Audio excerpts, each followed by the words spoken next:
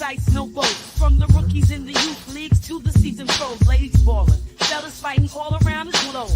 Breaking it down dynamic, tune in, listen up. Don't wanna miss the flow. It's Coach Ed Reed and Attack the Sports Show.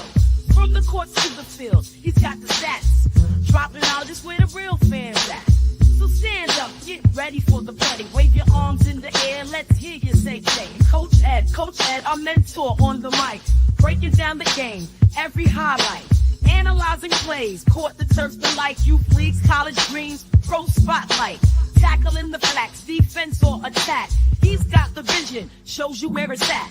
We grab the scoop, no stone left unturned. In Coach Ed's realm, the knowledge earned.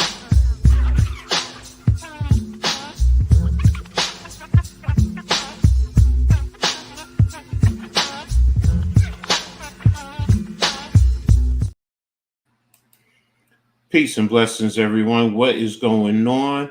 It's me, Coach Ed, coming to you today again with another Coach Ed's Read and Attack Sports Show. This is episode number 15.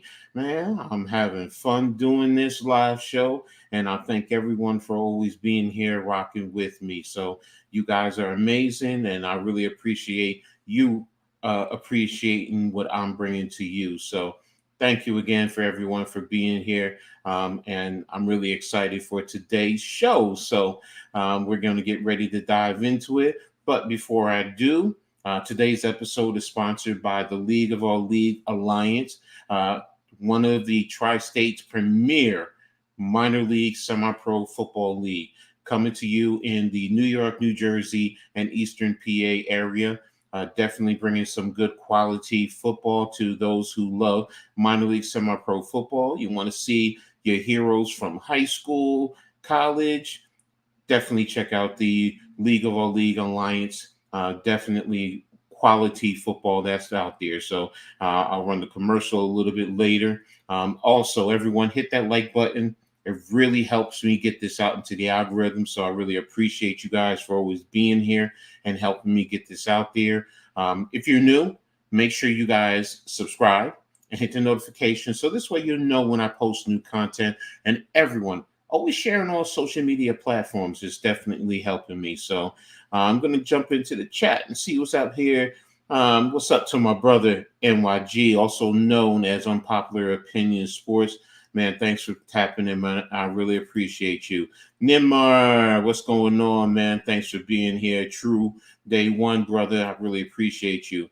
Bruce Harper, what's up, man? Thanks for tapping in, man. I really appreciate you. So thank you. Thank you. I appreciate that you like the show. So definitely have some stuff I'm going to go into, some football stuff. I have a couple of plays that actually I want to break down for you guys. So, help you guys learn a little bit more. So, and make sure you guys tap into the chat. I'm also going to open it up a little bit later to some of the guys who want to join the panel. And so we can sit back and we talk a little bit more. So, but a lot going on in the world of sports. We have football here. We just had the Olympics ending. So, it's a lot going on. Baseball right now, getting ready for college football. That's my time of season. So definitely really excited to really dive into more and more about the sports world. Coach Ed, could you say who you feel is better this season of the Giants or the Jets? Well, Bruce, good question. On paper, I'm going to be honest, it's going to be the Jets. But it's really going to come down to who produces on the football field, period, case closed. If you want to go quarterback position by position, the Jets, with Aaron Rodgers versus Daniel Jones, of course, Rodgers is more prolific. He's had a longer resume. He's the better quarterback. No matter how you feel about his attitude, his temperament, or anything like that, in terms of just playing the quarterback position, he's definitely better than Daniel Jones. And I'm not putting down Daniel Jones, so no one try and say that's what I'm doing. No, I'm being realistic. Rodgers is a veteran. And Daniel Jones is still developing, and we're still trying to find out, is he, a starting quality quarterback in the NFL. Is he elite? No. But Rodgers has been there. So plus Rodgers has that Super Bowl ring. So I have to respect that. In terms of the running back room, I mean, you have the Jets with Brees Hall. I get it. He's been in the league a little bit longer, but you have Devin Singletary. New York has some young backs that are developing. The Jets also brought in Braylon Allen. So, that's to be determined. Offensive line with both are to be determined. They've been, rough, but overall talent. I mean, the Giants have Andrew Thomas. He's probably the best offensive lineman out of both groups. But you have the Jets with, more veteran with Tyron Smith and Moses. So they're probably a little bit more. They probably have more veteran ability, but talent. I would say, offensive line across the board, they're probably even. Yeah, I'm going to say they're even. A tight end room. I'm going to go even. Wide receiver. You can argue the Jets right now because Wilson is the veteran, but with Neighbors coming in, it could end up being they're both even. So overall, because of the quarterback play, you would have to say the Jets. Defensively, the Jets are definitely better. Now, I mean, they have talent. Now, we probably have the best defensive lineman. Jet fans will argue that Williams is probably equal to Dexter.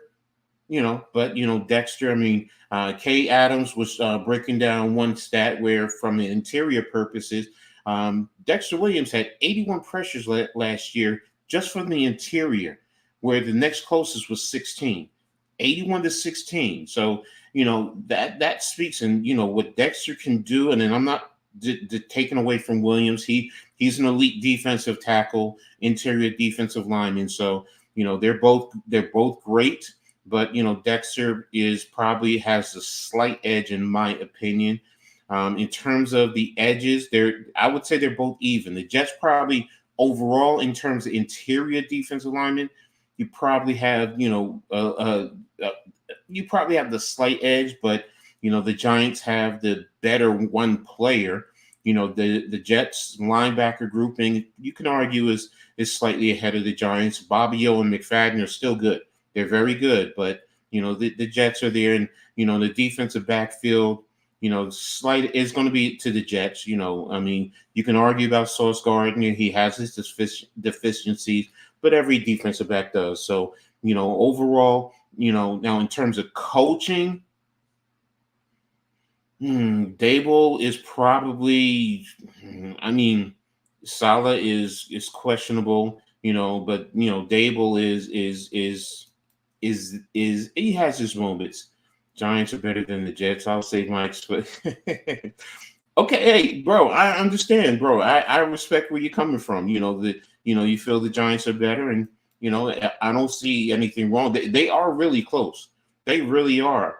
But when you look at the one or two positions that can separate the two, that's where I say the Jets probably are slightly ahead of the Giants right now. So, but I'm also looking at overall. Now, if I throw in the GM play, some fans will say Joe Shane is not doing a good job. But, Douglas for the Jets, and he's been there for so long, that might bring him back down to the point where they're now even across the board. So, but, overall, in terms of on the field, the field of play, I'm going to give it to the Jets right now on paper. Neither team has played a game. So once you go out on that field, things could change. And I'm hoping for my Giants that, they definitely step up and surpass the Jets. So, but Bruce, that's a really great question to kick off the show. I really appreciate that. So, but I'm going to dive back into the NFL a little bit later. But what I wanted to do is I wanted to talk about the Olympics. With the close of the Olympics, it's been a great Olympics, which the Giants definitely have the advantage in coaching and management. And that's the NYG. That's a great point. I mean, when you sit there and you look at it like that, that's why it's like, overall, You can even add in ownership.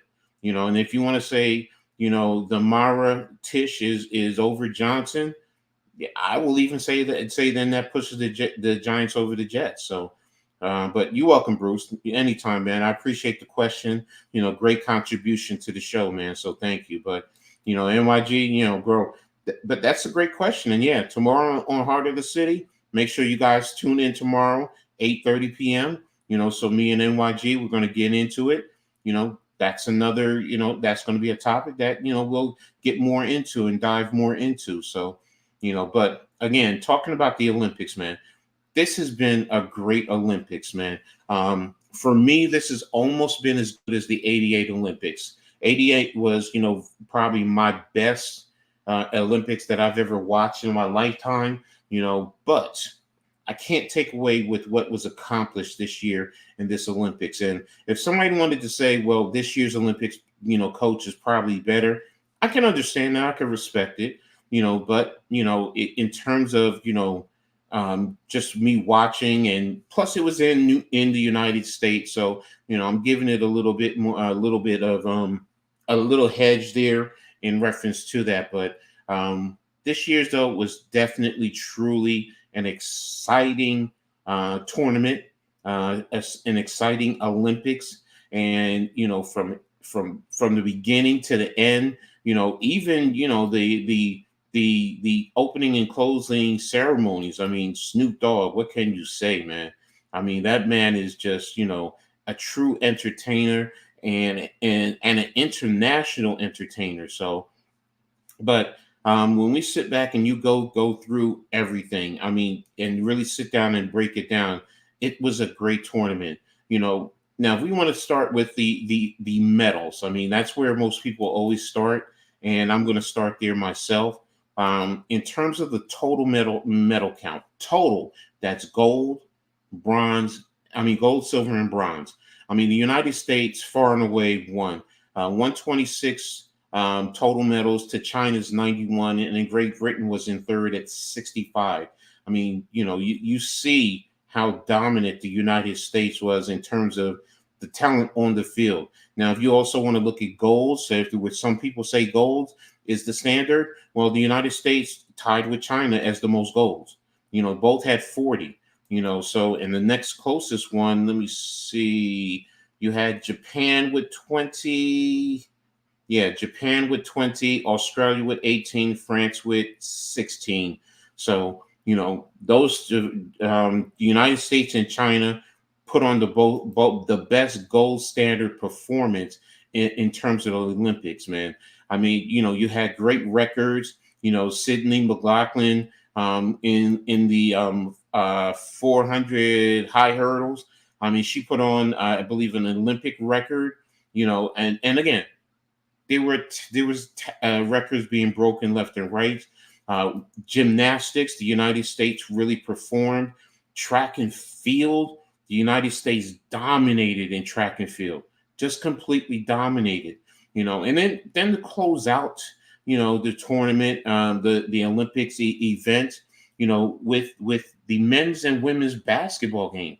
I mean, hey, those were exciting. Both teams took on France, and both literally came down to the wire in terms of winning. The men's, they were down 1 point at 15 points. 15 points. And in that fourth quarter, France was early in the game, was just dominating the United States, hitting threes, doing whatever they wanted. But that fourth quarter, your primetime players, Steph Curry, LeBron James, KD, they all stepped up at that critical moment. And that's what you want from your superstar, your elite players. You want them to produce. And across the board, man, it was good basketball played. You had Nikola Jokic, hands down, best player in the league.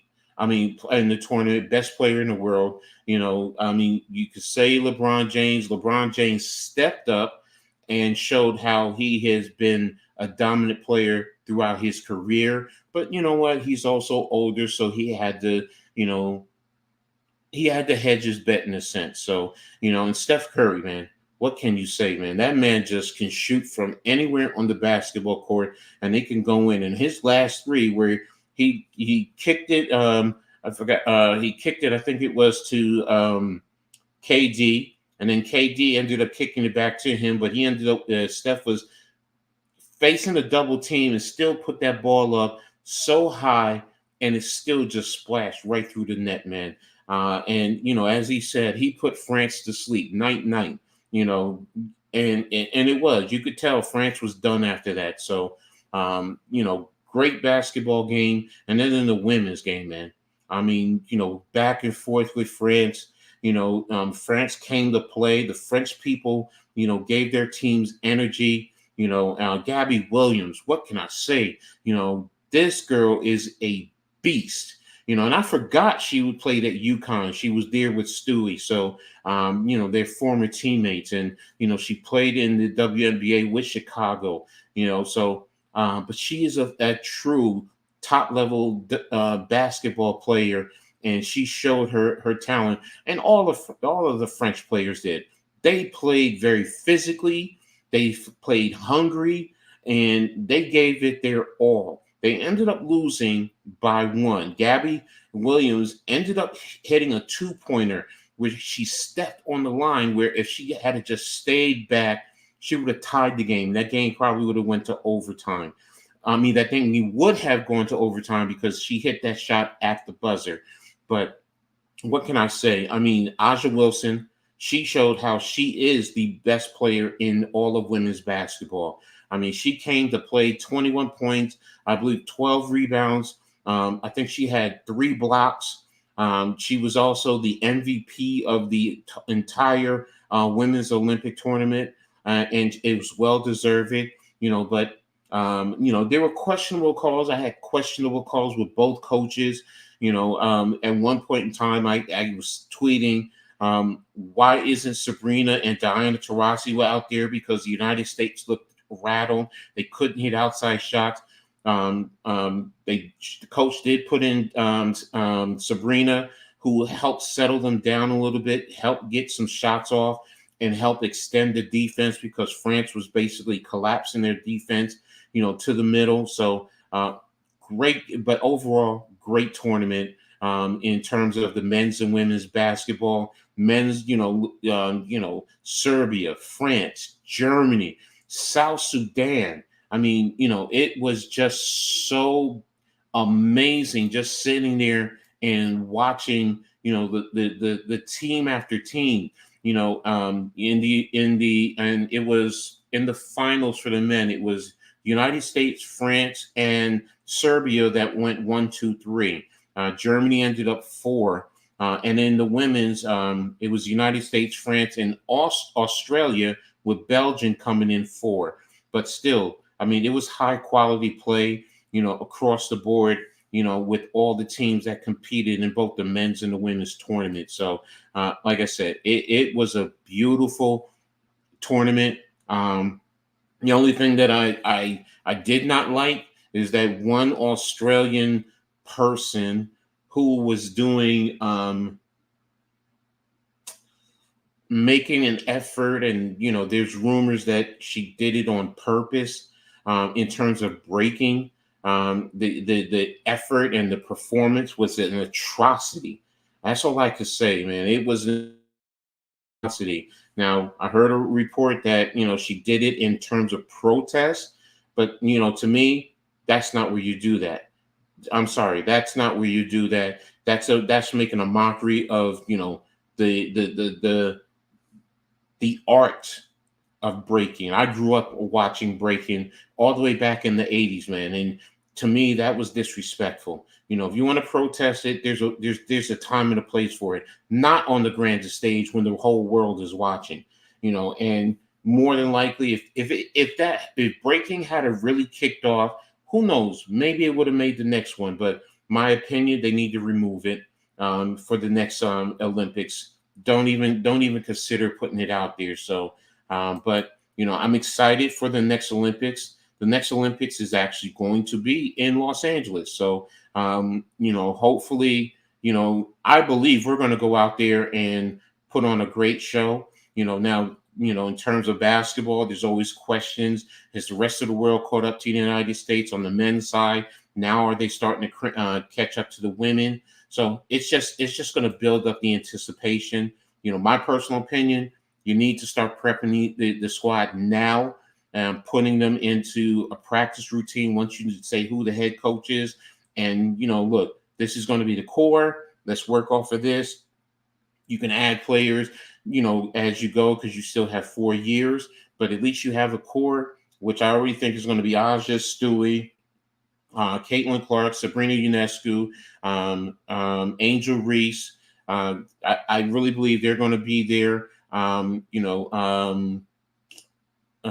Jackie Young, Kelsey Plum. They're going to definitely be part of the core. But again, and there's still going to be more. Arika Ogumwale. I mean, she should have been here this year. There's always that argument there. So again, but we still have the talent. So, if we can get this core to work together and get the coaching, whoever the coach is going to be, and develop it, I think we'll be ready to go back and dominate and be the dominant force. And the same thing on the men's side. Once you decide who's going to be there for the men, I think and you start practicing now, just simple things, because the rest of the world, their players know each other.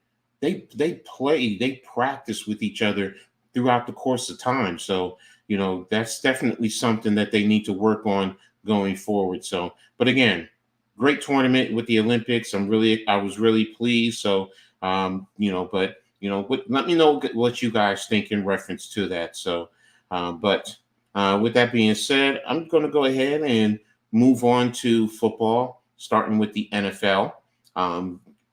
It's a lot going on with the NFL. We have preseason. Every team has, played a preseason game basically this weekend. So, this past week. So, hey, it's here, man.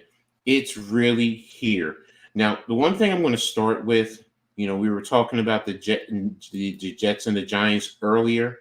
I'm actually going to start with the New York Jets and the drama that is unfolding with Hassan Reddick, who the Jets traded with the Eagles for, and now it's make a great point, Coach, with the break. Yeah, bro. And we grew up on that, man. And what they saw, was it's just disrespectful. So, and you know what? Pull it out. I don't want to see it back in there going forward. That's me. So, but getting back to the NFL with the Jets and the Hassan Reddick situation, man. You traded for this man. First and foremost, if you make a trade, you trade away a young player. Yes, he wanted, his money and so on and so forth. But you traded a young player and a draft pick for this guy. You should, first and foremost, let me sit down and see if we can work out a contract. If you can, then you make the trade. If not, you don't do that. And right now, the Jets now look like the Jets. So I can say, man, it's my man NYG always says it. In Popular Opinion Sports, he says the Jets are always going to do something to be the Jets. And here we are. Here we are, another dysfunctional situation. For those of you who don't know, Hassan Reddick has requested to be traded away from the Jets. And the Jets just traded for him this year. They traded for him 3.5 months ago. And you didn't work out a contract. You should have sat down and said, look, this is the money we can offer you. Now, if you want to work out the parameters, the length of the contract and all of that, that's a different story. But at least you want to have some of the basic foundational points in place. And the Jets, again, as NYG just said, the Jets always doing Jets-like things. Exactly. And it's yeah, I know you, bro. I know you exactly. So, but yeah, this is the thing with the Jets, man. They're always, always, as he said, always doing Jets-like things, man. And it's sad for the New York City area For content creators, yeah, we love it, because it gives us content, it gives us something to talk about. But if you're from New York, you don't want to see a New York team looking like buffoons. At least go out on the court, on the field, and let that be the biggest thing. So, feeling the Giants beat the Titans. Yeah, hopefully that we all feel the same way, bro. But Nimar, we want the Giants definitely. There's some things that I want to talk about in reference to that. You know what? I'll talk about it here as soon as I'm done with the Jets. But for them not to have a contract in place, and now you have this guy who wants to be traded. First and foremost, if I'm the rest of the league, if anybody is willing to trade for him, I'm not giving you what the Jets gave up for him. No way. Right now, you have the Jets by the kahunas, and you know, you can basically almost get whatever you want. Now, I'm not saying you're going to get a 7th-round draft pick, but a 3rd or a 4th rounder and no player, because remember the Jets gave up a young player for him, but you didn't get a contract already situated with him. You don't make the trade that way. Look at San Francisco with Ayuk, and Pittsburgh and the other teams. Look. They at least sat down with Ayuk and said, look, this is what we have to offer in terms of money. Yes or no, the trade wasn't done. But now the Jets, as NYG said, Jets always doing Jets-like things. So I feel like we have a solid defense. Well, yeah, we should have a solid defense. So Tudo, much love and respect to the Scarlet's legend, the one and only Coach Ed, and NYG, Double Deuce, unpopular opinion in the building. Yes, Tudo, thank you for tapping in, brother. Nothing but love and respect. I hope you're, doing well overseas. Getting ready for your season if you're set. So, I know you're going to go out there and rep Scarlet Nation in Jersey to the fullest, man. So thank you for tapping in. But yeah, the Jets, man. This trade, and now for him to say he wants to be traded, you look like a fool. It's one thing, even if you did the trade and look, we're going to get it done somehow, some way. But for him to go public, to sit here and say that, man, that's not a good look. That's really not a good look for the New York Jets. And for them to, basically sit there and now I know Douglas did come out and say they're not trading him. Okay, that's fine. But still, you look stupid, to be kind. You just look stupid. Anybody else with a trade has always, with a situation like that, they talk to the team. Look, Philly, let's see let me see if we can at least work out a trade with him. If we can, boom, let's go ahead and do the trade. But this basically tells me you said to Philly, no, I'm not worrying about it. We're going to get it done. So yeah, let's just go ahead. Well, okay, Philly's like, yeah, okay, fine, let's go, because they know they didn't want to pay him the money, and he's asking for top of the line money. So, and you know what, New York. And then what does that say to your other guys who have been here? What does that say to Jermaine Johnson? In one regard, if I'm him, I'm looking, okay, yeah, you pay him, you damn sure going to pay me. I'm younger than he is also, and I'm going to develop into one of these elite pass rushers. So it's just not a good look for the New York Jets. And, we're going to continue to watch, what's happening with the Jets, with what's going on there. So, now, Nimmer, you had said a couple of things. I want to start with the Giants beating the Vikings, and everyone, there's some mixed reviews.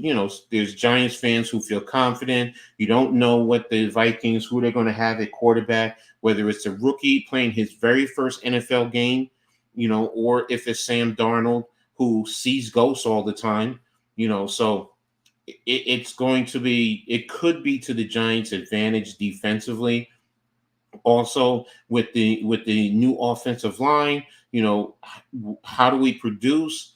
yes, we could be in a great situation to come away with the W. Now, most people will say, "Oh, Justin Jefferson is, the X factor. There's nobody on the Giants who can, cover him." And okay, I get that, but you know what?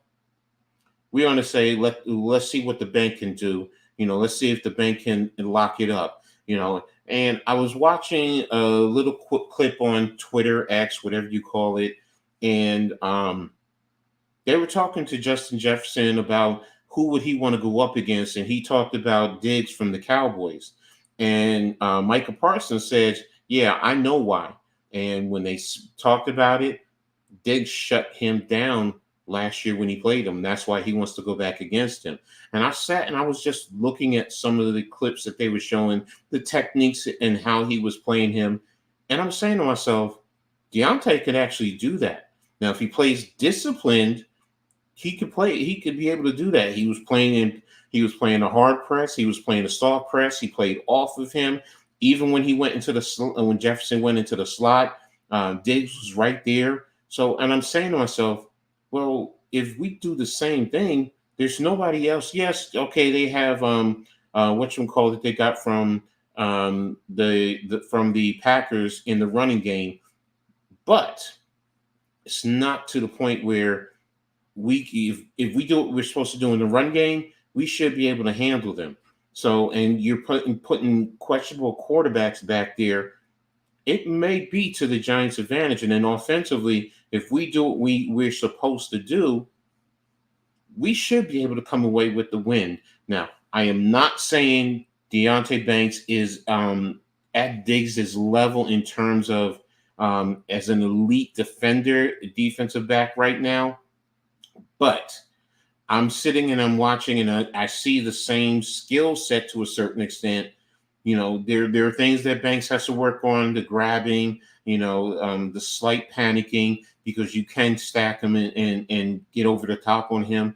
But if he sits and studies what Diggs did and how Diggs played him, I do think Banks has the ability to do the same, play some of the same way that he did. But yeah, it definitely goes a long way to what Nimmer is talking about in terms of, feeling that we can beat them and having a solid defense. Yes, because I don't think Minnesota has anybody on their offensive line that can handle Dexter Lawrence alone. So, it's going to be interesting. Coach, as much an inside love to be positive about DJ, I just have a bad feeling he might have a talent and arm in empty field, but he ain't got a physicality, power, and strength to stand a chance against these. We'll see, Tudo. We'll see. He has to prove it, and which I understand. NYG, the king of New York sports, mate, Double Deuce. I understand where you're going in your concerns, Tudo. DJ does have to produce it. Does have to produce. There's a lot of people who are still. We really don't know, what we have in him. So, and I get it. Tudo, the king of Italian rugby, appreciate you, bro.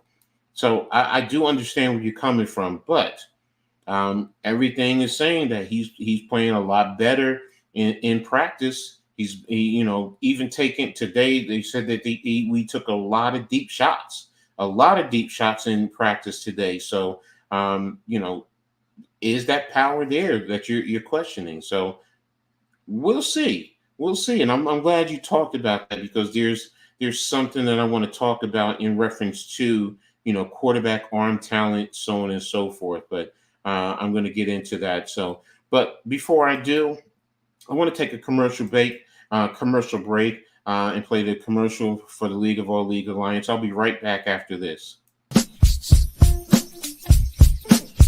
It's the League of All Leagues, beyond just a game. Building dreams and teams, you know the name. Professionals in practice, we raise the bar. From the field to the stars, we're going far. Player development, holistic insight. Focus on the goal under stadium lights. Ownership and lockstep, forging the path. Setting standards high as we run the lab. From there on the east, We rise and we soar.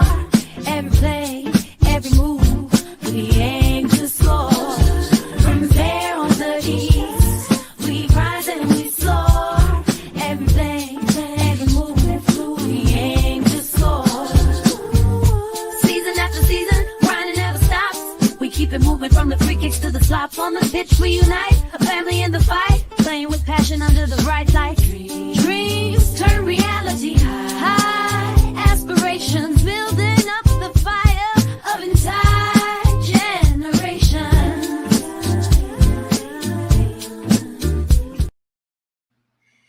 All right. So, let me see. We got some new members in the chat.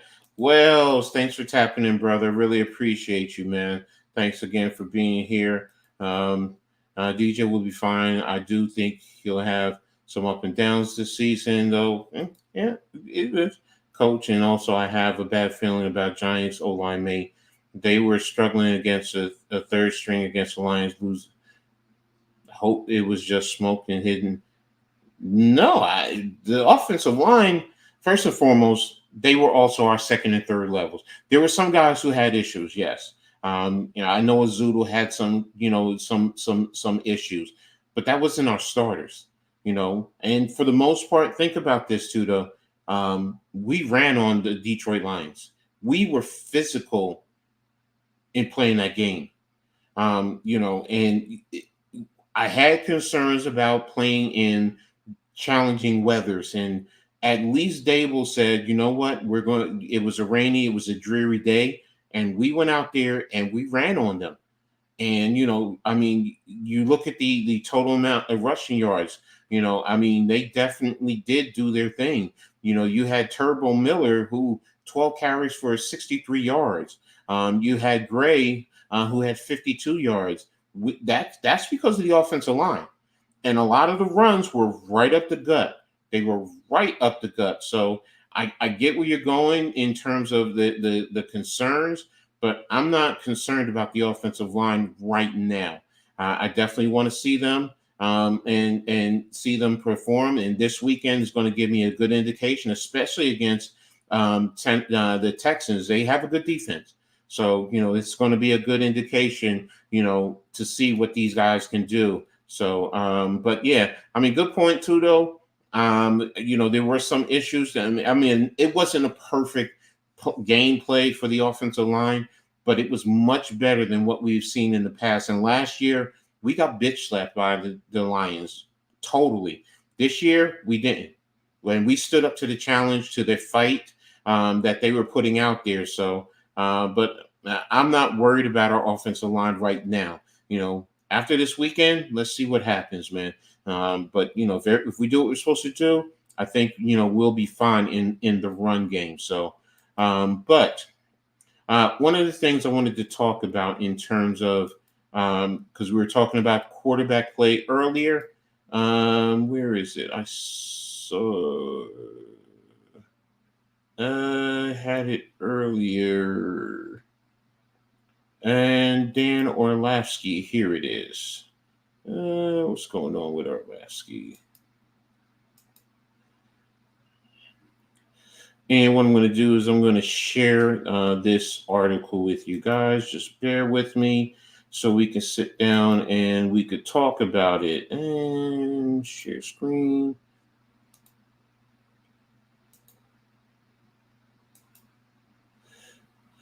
And here we are with Orlovsky's, where he says Orlovsky ranks the best NFL quarterbacks in 7 different traits. Who makes each top 10 list? So, and we were talking about quarterbacks earlier. So, talks about, some of the top ones. And he says, I decided, here we go. Let me highlight that for you guys. I decided to stack the best of the best in 7 different traits: arm strength, ball placement, mechanics, decision-making, pocket presence, rushing ability, and second reaction creativity. So we're going to go ahead and get right into that. And it's going to start with arm strength. Patrick Mahomes, there was never a doubt. Josh Allen. Now, some people might, flip those two because Allen definitely does have a strong arm, but I'm going to go into how he broke it down. Justin Herbert, Stafford, Aaron Rodgers, Will Levis, Baker Mayfield, Anthony Richardson, Dak Prescott, and Lamar Jackson. And he says, here it is. I weigh two components of having a big arm. First, the obvious one being able to throw far downfield. We're talking completing passes of 50 to 60 yards. Second, there's the ability to fit the ball into tight windows with zip. And he said he leaned more on that aspect, in terms of breaking it down, in terms of the arm strength. And when he broke it down, that's why I said, okay, I understand, in terms of Patrick Mahomes, why he has Patrick Mahomes on the top, because once you add in all those factors, and yes, he is, he has the strongest arm. Josh Allen then would be number 2. I didn't have an issue. Now, I probably would have put Stafford at 3. If you're gonna go there, yeah, I would have gone there. Aaron Rodgers, okay, I don't have an issue with him at 5. Now, I do have an issue with Levis and Mayfield and Richardson over Prescott and Jackson. Those guys have proved it over years. Richardson, he didn't even play a full year last year. I wouldn't have had him in the top 10. That's me personally. Lamar Jackson definitely has a strong arm. If you want to question, consistently fitting it into the ball, into the tight window with zip, he does, but it hasn't been consistent. So something that I thought about going from there. So that's the arm strength. Ball placement, he has Joe Burrows number 1, Tua number 2, Mahomes 3, Stafford 4, C.J. Stroud 5, Brock Purdy 6, Geno Smith 7, Dak Prescott 8th, Jared Goff 9th, and Josh Allen 10th. And this is and in here he says there's a difference with ball accuracy and ball placement. Accuracy is the ability to throw the ball to your guy while the ball placement is keeping the ball away from the defender. An accurate quarterback gets the pass to a spot where his receiver can make the catch, which is so true. And that's when you sit down and you think about it, that's true. And Burrow does a great job. Tua is definitely great at ball placement. I can't argue with that. Patrick Mahomes, yes. If you want to switch homes with Tua, that's fine. Stafford, he's always been able to do that. C.J. Stroud, for what he did last year, fine. Purdy, I don't know about Geno Smith. I'd have to go back and really look at him. Dak is fine. Goff and Josh Allen, there's always been the issues with his accuracy. So, it's like, do I want to put him in the top 10? I don't know. I probably would have dropped him out of here in terms of ball placement. So, but that's just my opinion and my thoughts in reference to that. So, the next one we want to go into mechanics. He has Burrow 1, Stafford 2, Herbert 3, C.J. Stroud 4, Prescott 5, Goff 6, Tua 7, Rodgers 8, Purdy 9, Trevor Lawrence 10. And to be honest with you, I actually agree with this whole thing right here. And he says in terms of mechanics, who's a natural thrower, has the best footwork, who moves well within the pocket, and always plays in a rhythm, and that all factors in. When they're clean, he's looking for a repetitive throwing motion. And when things aren't, he's looking for the ability to make it work because of a strong base. And that's where he's 100% right with everything there in terms of the mechanics. Who's natural with the throwing? Burrow is definitely natural. The footwork, avoiding the rush, who moves well within the pocket, plays within in rhythm, all of that factors into, in terms of your mechanics there. He says, and why Burrow leads the way, he's always ready to throw, can smoothly repeat the motion rep after rep. Stroud has the same ability, and Goff is equally consistent in the pocket. So decision making with the football. Aaron Rodgers, number 1, Stafford, number 2, Burrow, 3, Stroud, 4, Purdy, 5, Love, 6, Mahomes, 7, Prescott, 8, Goff, 9, Cousins, 10.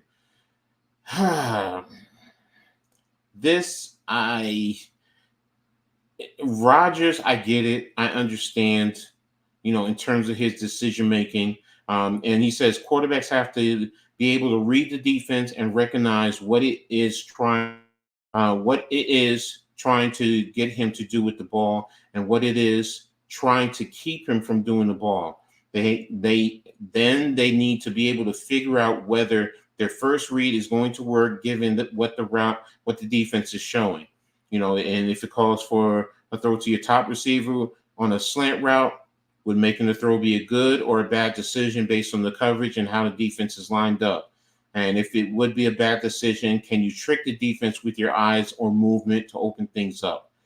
And yeah, Rodgers, I get it. I just am stuck on Burrow in this regard, in terms of that. But I do understand where he's coming with Rodgers. It's not 100% inaccurate.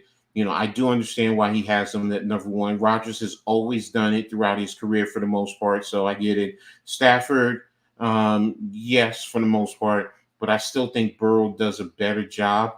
But that's just me. Stroud is developing. Purdy is good.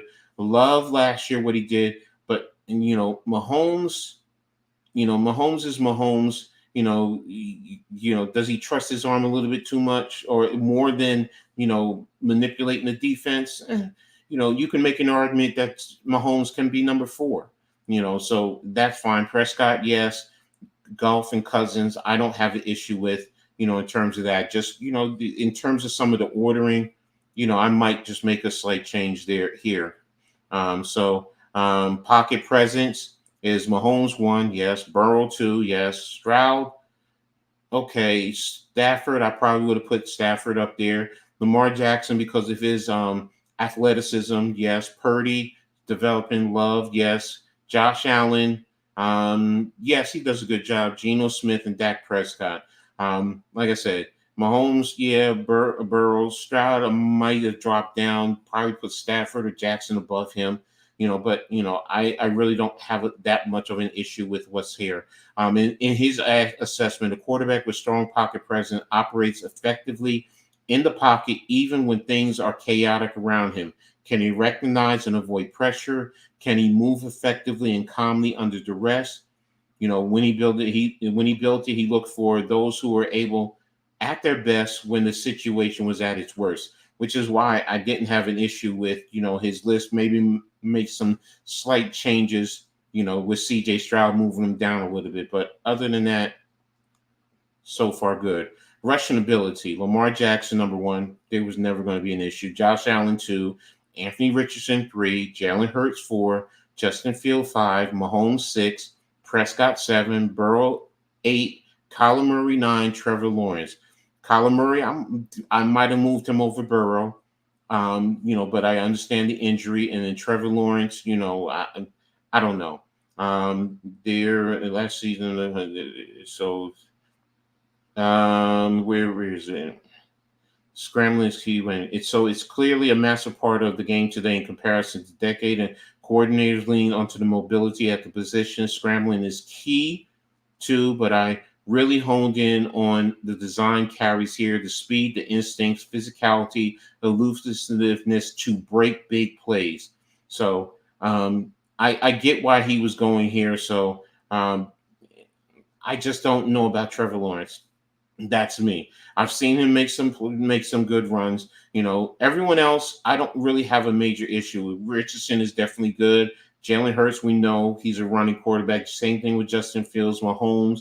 Dak Prescott, when he needs to, he can get explosive downfield. Like I said, I probably will put Murray over Burrows because he's a little bit more athletic. But, Burrow, I don't have a major issue with. And then Trevor Lawrence, I'm just like, I don't know. It's more to determine. Second reaction ability. Mahomes 1, Allen 2, Lamar Jackson 3, Purdy 4, Jordan Love 5, Caleb Williams. We're going to talk about that.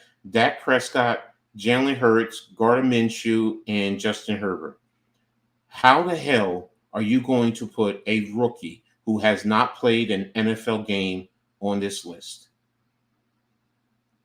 That you lose me. Now, let's read what he says.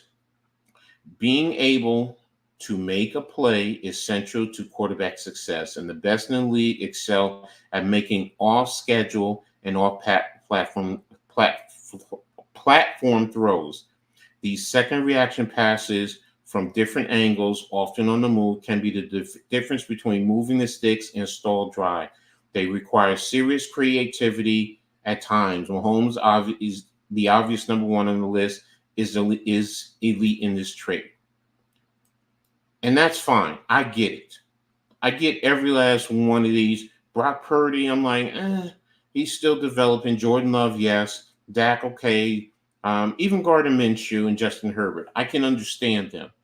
But to put a rookie and to put him at 6, no, you lost me with this.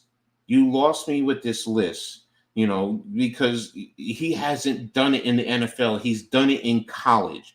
It's different than the NFL. So that's where he lost me in reference to this on that part. So, but that's some of the things that I wanted to talk about in terms of,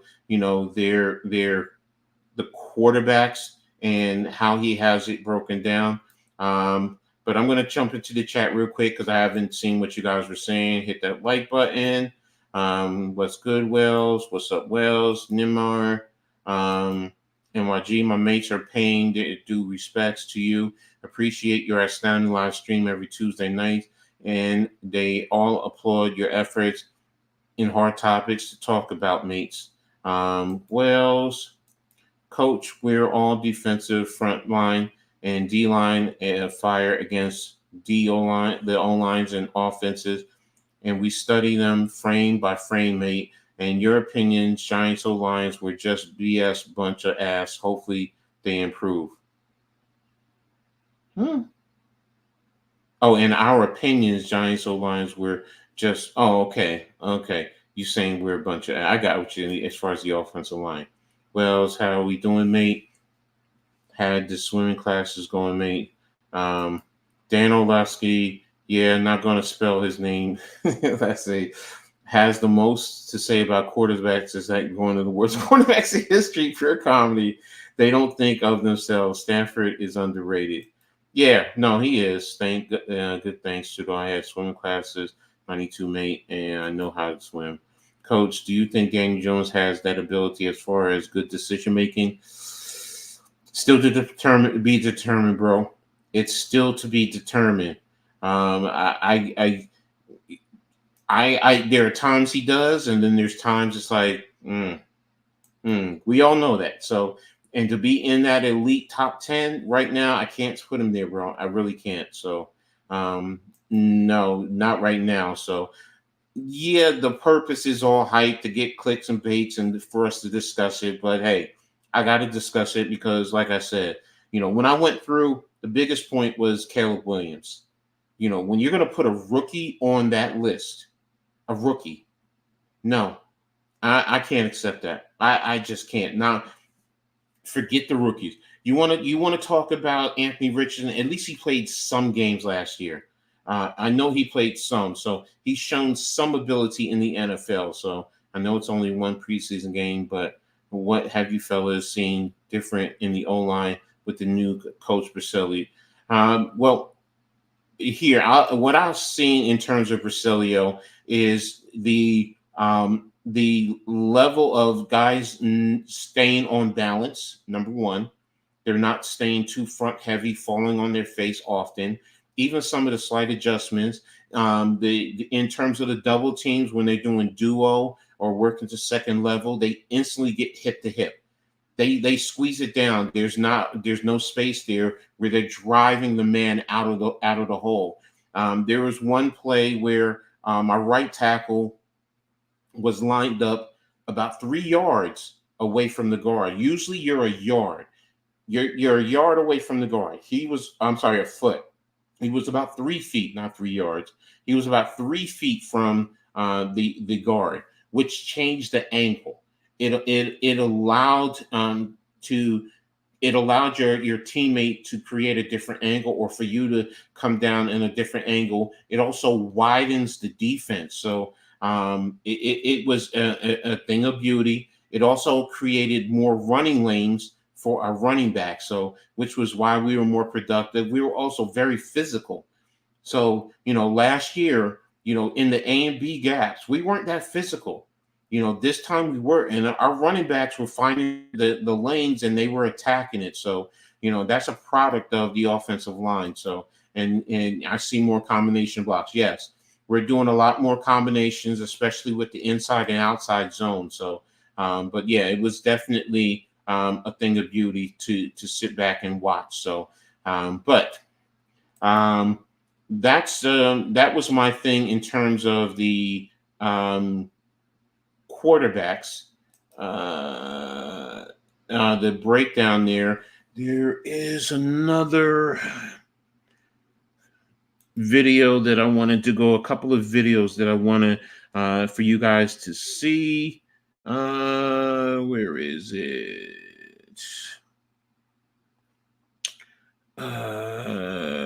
This one is going to be, it's going to cover some of the new kickoff blocking schemes.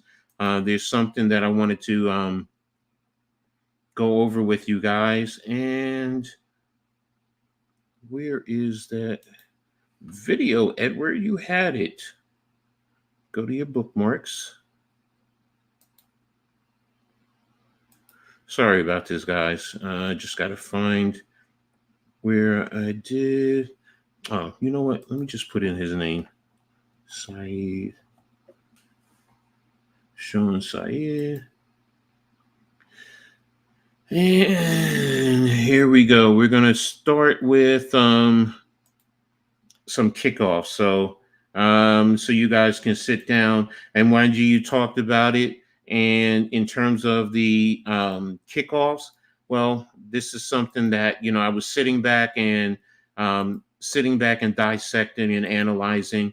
And this goes into some of the things that we're going to be seeing in terms of the kickoff. So what I'm going to do is I'm just going to start this and I'm just going to play it. And then we're going to go from there, and we're just going to sit down and we're going to talk about it. So, but as you see, this is Denver versus the Colts from this weekend.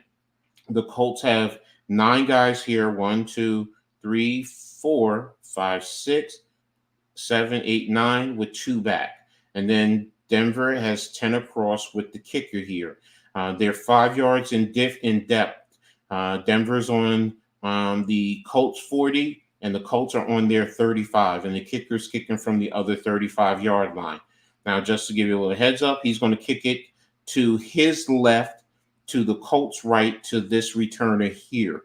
And what I'm going to say is this, okay, because there are alleys, you're going to see some little stunts from the Broncos in terms of how they attack the Colts. The play breaks down because there are actually alleys there that if they block it properly, this should have been a more explosive return. So, but right now I'm going to play it, and then we're going to come back and we're going to talk. I'm going to talk about it. So, but here we go. There's a kick. It's going to the left of the screen. There it is. There's a return. We'll come back and we'll see the alleys, and they were tackled around the 27-yard line. All right. So this play was broken down basically starting with these 3 players right here. 1, 2, 3. On the Broncos, going from left to right, the number 2, 3, and 4 cover guys. All right. And then for the Colts, going from left to right, their number 1, 2, 3 players did a terrible job in blocking it up. Now, what's going to actually happen? Okay. The number 2 defender for the Broncos attacks the number 1. Now, the number 1 Colt, the blocker, absorbed the block, and he gets driven back 10 yards. And he gets driven back, not straight back, but he's pushed back into the numbers around the 25-yard line. Here, you're going to see these two cross.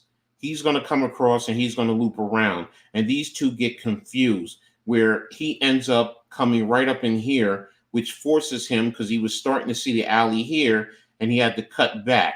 You also had coverage coming from this side, which we'll talk about a little bit later, which forced him to try and cut back in here. Now, if he did not get driven back, or getting driven back but then taking his man this way, the alley is there. You're also going to see the back return guy to the right of the screen come across and get the number one guy over here. He was blocked. If we block this properly, if these two trade players, so if he comes over here, he takes him, he loops around, he takes him, you get him. There's going to be a little bit over here, which I'll get into in a second, but let's take a look here and watch exactly what I'm talking about. So you're seeing right now with number 3 and number 4, he's already starting to switch. That's where these two should be talking. Switch, switch, switch. And there you go. And now, because they got confused, he's free. He's completely free. Coming back over here, he started right here. Let me back it up just a touch. Watch him now. He's engaged at the 35, and now he's getting driven back. And when I'm saying driven back, you see what he's doing. This is called being put on skates. He's just getting driven back to the 25, controlled, and now he's in on the tackle. And you see this guy right here made the tackle. So again, that's this man right here. Let's watch what he does. He crosses over, free will, pushes him into his teammate, 2 guys on the tackle. So now let's watch these two over here. And I'm going to go back to that in 1 second. Okay. Now, because of the way they were blocking, he's coming across, he's coming right here. This is another switch off also, okay, where they started to block. He split them, where if he stays with him to help him, let him get here, because he's on the second level, so he can then come off and get to him. Simple offensive line blocking. These are not offensive linemen. But if you block that, they don't get congested. You can block this. If we block this like we normally did, we don't get driven back with this. This guy is getting blocked. Here is the alley that I keep talking about, guys. There is that alley that he can attack, and if he gets right up into that alley, they're gone. They're gone. Now, going back over to these two, great job. He step seals, blocks him, runs his feet, controls. He gets a little bullied a little bit, but he still stayed with his guys, so he's right there. Now, remember I said earlier we get flow from over here, and that's this guy right here. First and foremost in the alignment, if you look at everyone else's, they have what I call inside leverage. They're balanced, so they can go either way. They have inside leverage. He has outside leverage. He's head up to outside leverage because of his outside foot. If you take a look at it, he's right outside of him. His foot should be splitting him, and this foot should be a little bit more closer to the numbers. And as you see, right off the bat, he takes a poor angle. He should be exploding down a little bit more. He should be right about here. That's where if he had inside leverage, he would be right here. He cuts this off. But see, this guy crosses his face, and he sees that. He sees that because initially he was going to try and come this way, but he can't, because if he can get away from him, there he is. He can just probably scoop, come around here, get up into here. But because he couldn't, he had to fall back inside. So that right there is one of the plays that I wanted to talk about in terms of the kickoff play. Kickoff, you're going to be seeing that more often. Those are some of the things you want to look at when you sit back and you watch the kickoff. One other thing I wanted to talk about, I know some guys are not going to like this, but I found it very interesting, and I love it because It's from the Rams and the Cowboys. It's the Cowboys on defense. Just so you know, because I have something similar to this. I'm going to talk about the play in a second. So, but if you look right now, Dallas has 4 down linemen, which is an even front. Your 2 linebackers, your nickel, and then your 4 defensive backs. All right. They look like they're in cover 4 the way they're playing back. All right. But they're also, and it depends on how you call the strength of the offense. Some teams will play by numbers. Some will say, well, this is a running. If he crosses, he's coming into the strength over here. That's fine. So the bottom line is, how do you call the formation? Looks like they're overloading over here, because if you look at it, you have 1, 2, 1, 2. You count him because he's a hang defender, because he's right here off of the ends back, number 4. So you have 4 on 2 right now. Are you going to force him to come in and block and then bring him in? Or are you going to bring him across and then bring this line over this way to slide this way? Or are you going to completely slide the line this way? He take here, he's come this way, come this way, come this way. Let the back pick him up and keep an eye on him. That's not ultimately what's going to happen in terms of the blocking. As a heads up, they're going to block 1, 2, 3, 4 coming to the right. They're opening up the alley right here. They're opening. Now, this guy's going to cross. He's going to come here, and he's going to come here. So, as you see, here's the come across. But now here comes the nickel back. This running back sees it. He's coming across.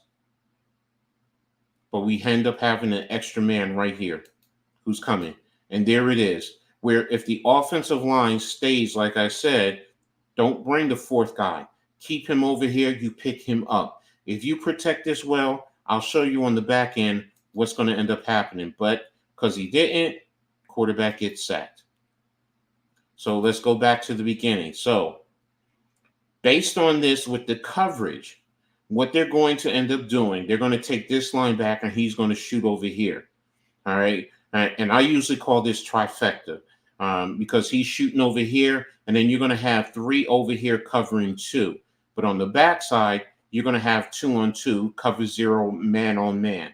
So, in my terminology, this I actually call trim, because I shoot him over here. They're playing back over here. I'm giving 3 on 2 with 1-on-1 coverage over here. So if we watch the coverage, see him shoot over here. We got 3 over here, man on man over here. Now going back to the blocking, all right? If we block this up properly, with the trifecta over here, with him having him, this is the man who I would have ended up going to, because he's going to break in cut, and when he breaks inside, look what you see right here. He's trying to come across through the trash, and if we block it, there's a beautiful alley right here that this can be a very big explosive play. Now, I say this for a reason. These are the Dallas Cowboys. This is something that I'm going to be looking at when the Giants play the Cowboys. This is exactly what it is, So my actual call would actually be even. It would be even less wham trifecta, or I'm sorry, even wham trim. Now what? Even less wham trim. Even because of the 4 down front. Less because I'm overloading the weak side. Wham because I'm bringing this would actually be a will backer, or a nickel back. So I'm bringing him and the Mike linebacker. And then trim because of the backside coverage that I just talked about. So it's even, wham, trim. Even less because I'm overloading the weak side. Wham, trim. Even less, wham, trim. So as we go, as the play is called, as you see what's going on, here we go. We drop into coverage. They have this side covered up pretty well. We got this. If we could have got the pass off, there's the play. So that's just something that I wanted to talk about, a play that, I've been watching. I hope you guys really appreciate it, what I just brought to you guys there. I love doing that stuff. So, but let's see where we're going. I'm also happy Brian Daboll's calling the plays. Oh, you're welcome, bro. You're welcome. So, but yeah, that's, something that I wanted to talk about in terms of football breakdown, football plays. You guys know I love doing that. So I'll do that all day long. Me and Pat, we could sit and talk about this all day long. And hopefully it helps you guys see that, what's happening out there on the field. You'll see certain things and you'll be able to pick it up and, look, you'll even be able to see things ahead of time just based on the formation, which I just showed you on that last defensive play. But again, with the Cowboys, Mike Zimmer, what he's trying to do, we do what we're supposed to do. It's going to be an interesting matchup. So, so I hope you guys really appreciated that. So, but if you have any questions, definitely hit me up. Let me know. Then that's pretty much going to be it for today. That's what I had for today's show. So I want to thank NYG for being here, Nimar, Wales, Tudo. Who else am I missing? You guys have been fabulous. Bruce Harper, you've been great. So you all have been fabulous, man. So thank you all for being here. I really appreciate it. You catch me out tomorrow on Heart of the City, 8:30 with NYG 22. Wednesday, I'll be having another. I'll be on the Pick and Roll podcast, and then I'll also be having the second episode of Doing It for the R Thursday, and bringing back the Full Court Press, talking about the WNBA. Friday, another Reading Attack, as well as the Black Talk. Saturday will be the Halftime Coach and Adjustment Show, and Sunday will be another station, as well as catch me late nights on occasion with Lou and Big Pat for more Giants talk. So, but with that being said, I'm ready to get out of here, and I hope you guys had a great show. Thanks for supporting. Thanks for the League of All League Alliance, and Coach Ed is out. Peace.